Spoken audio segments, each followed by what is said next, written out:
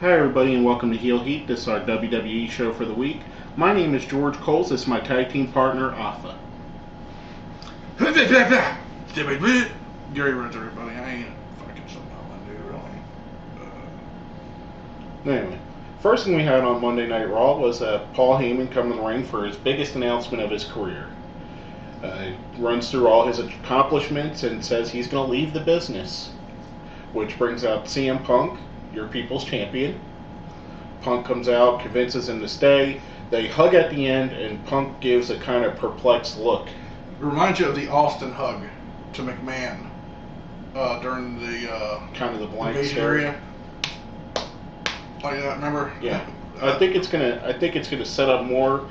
I think one of the two guys is either going to turn. I read something really good that someone said, I don't remember who, but they said basically Paul Heyman was being sincere, so you know that he's going to turn.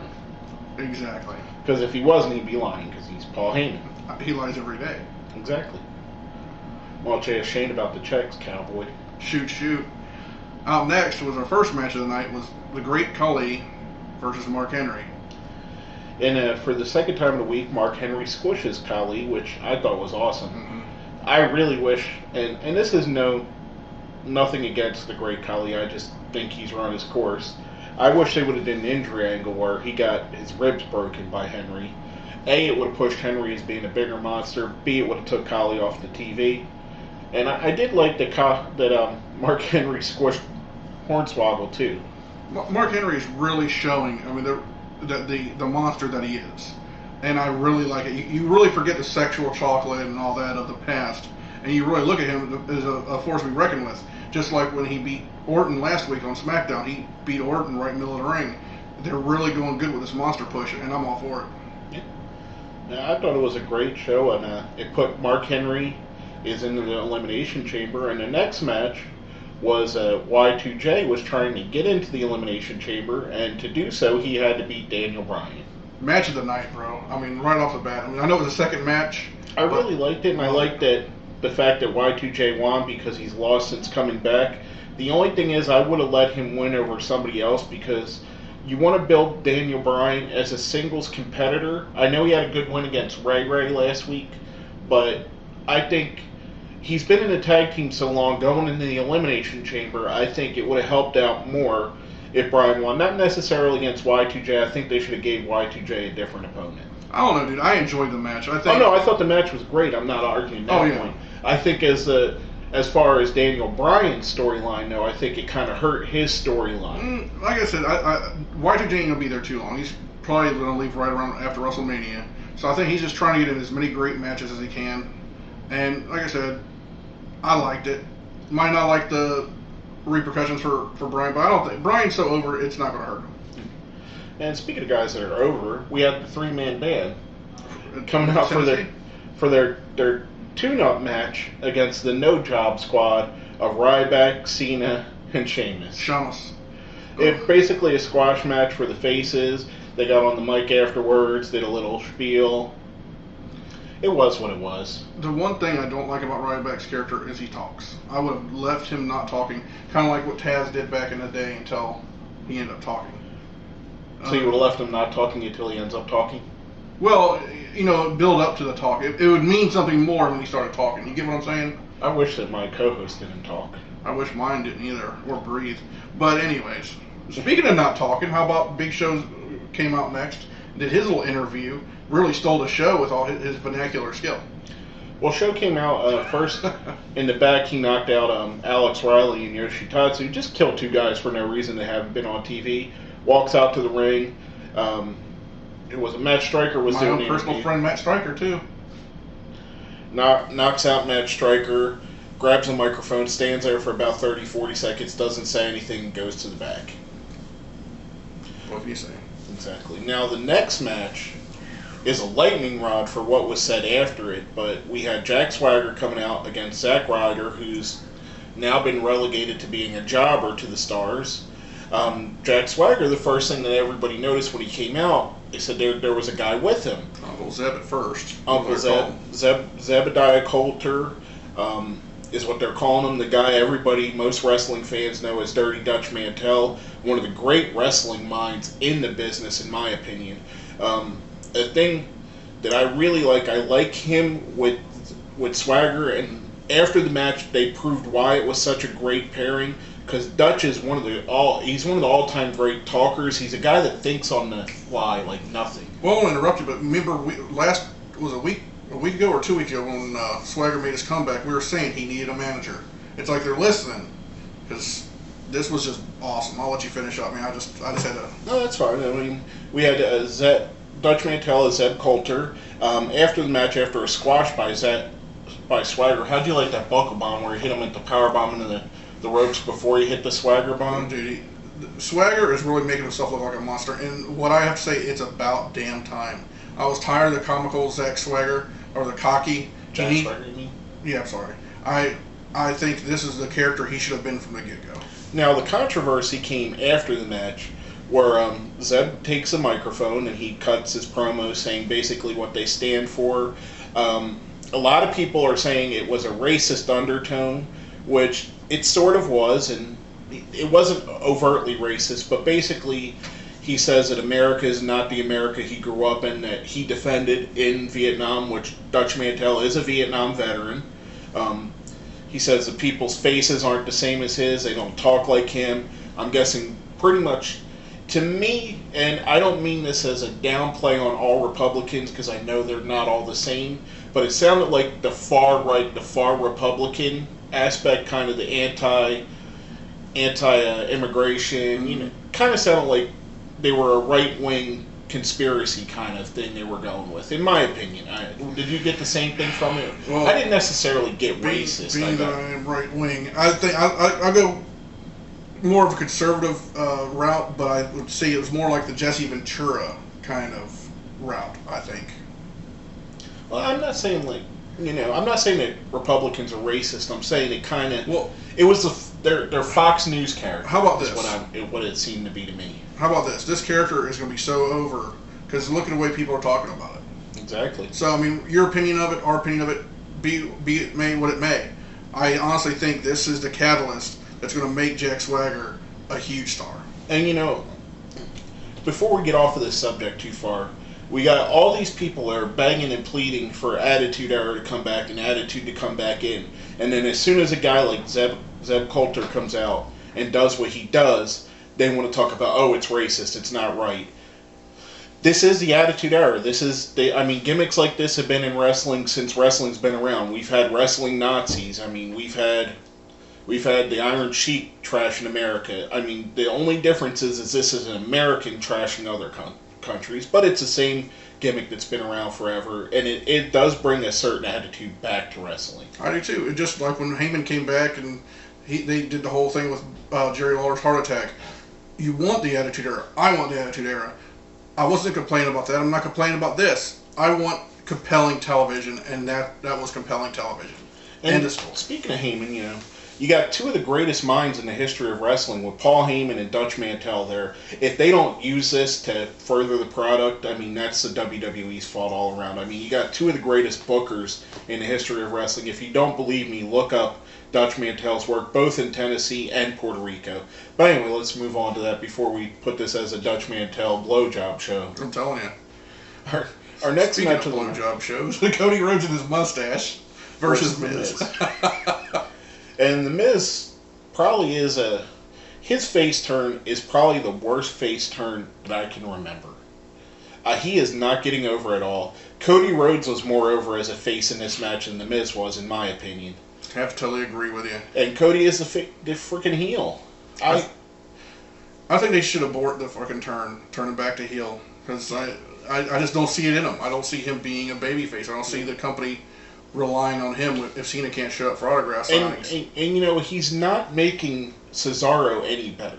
Cesaro seems to be making him better.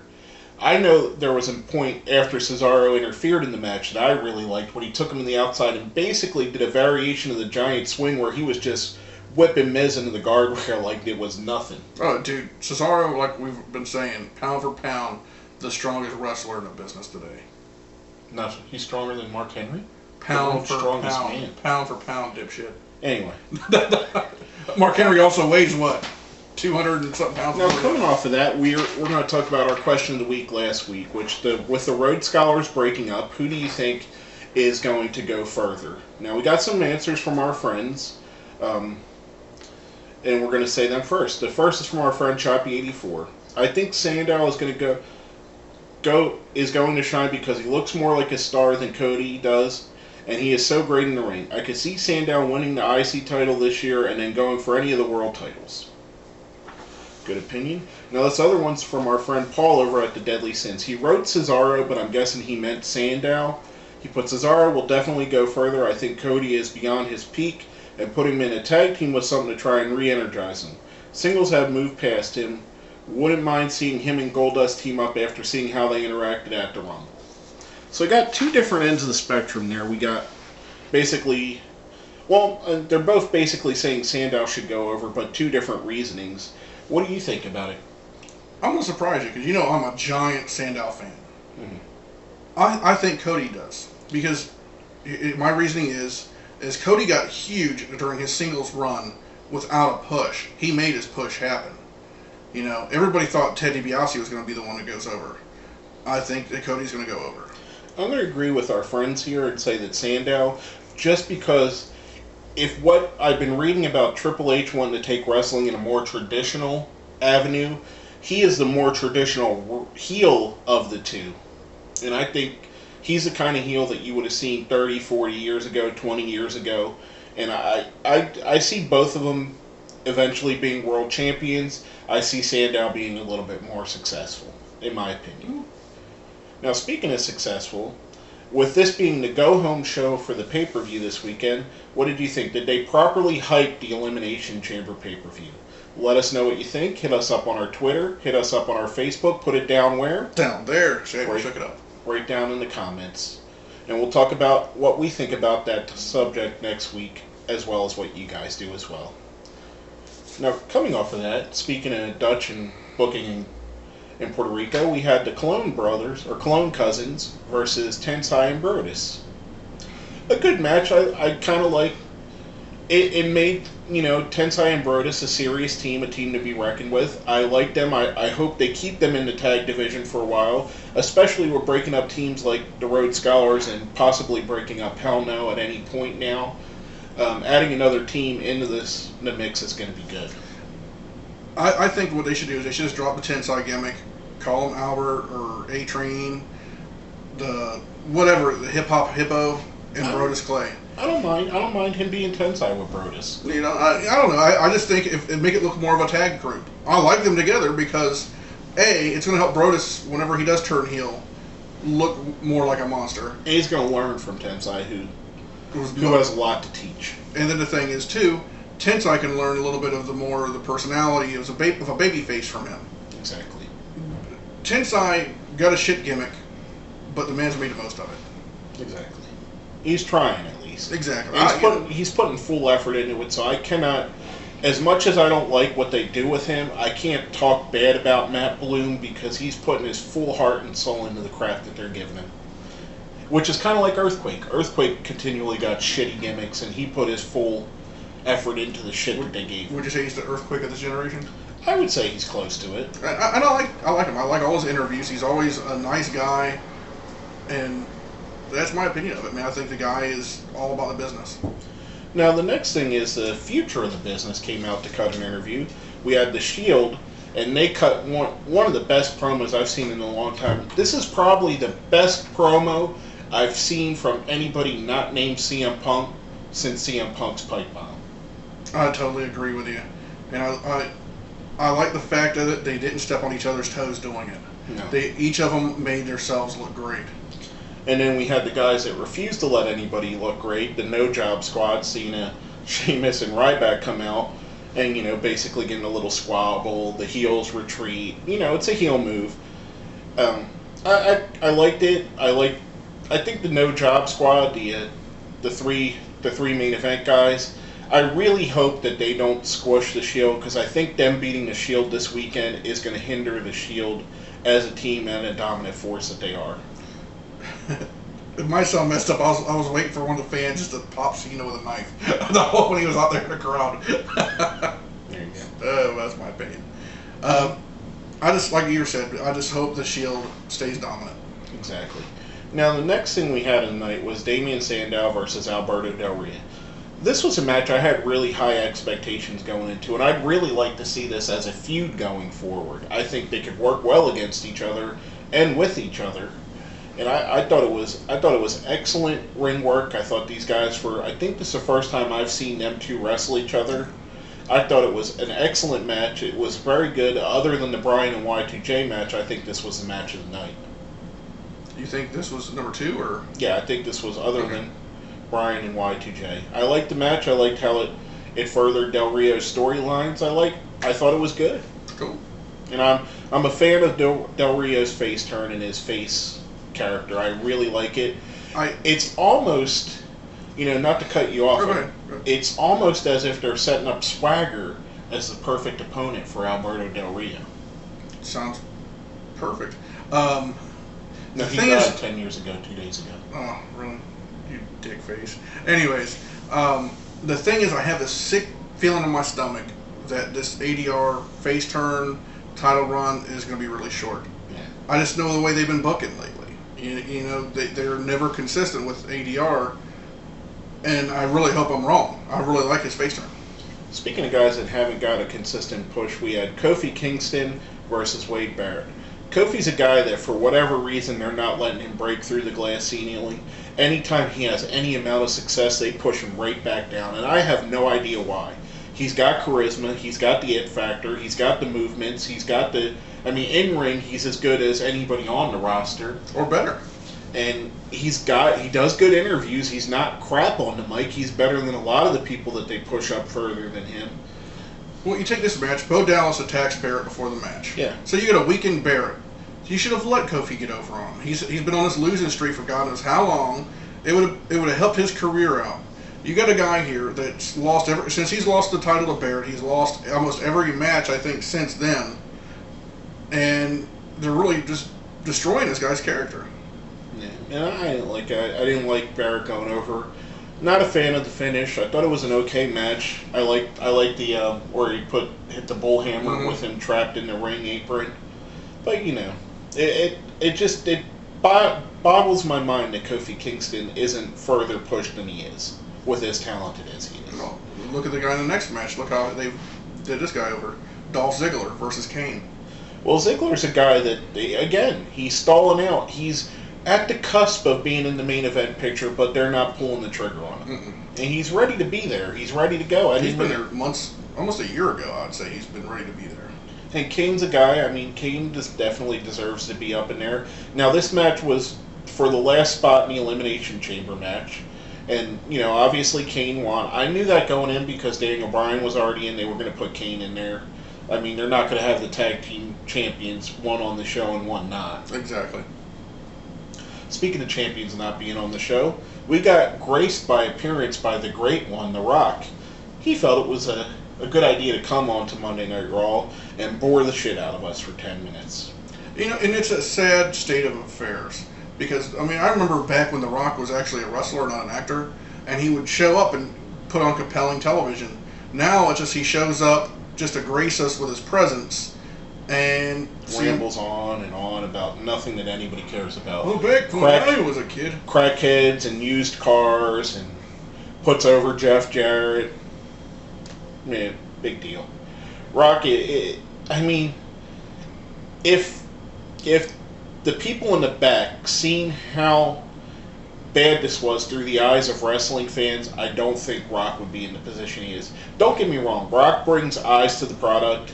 He's The Rock. I'm a Rock fan. I'm not a Rock hater. It's just that his shtick has not evolved. He's doing his 1990s shtick in 2013. Well, how much better would it be with Punk and Cena at WrestleMania? Cena can get over, that's fine, and the big thing of it would be that Cena finally gets over on Punk after over a 2-year... dominated by Punk. Exactly.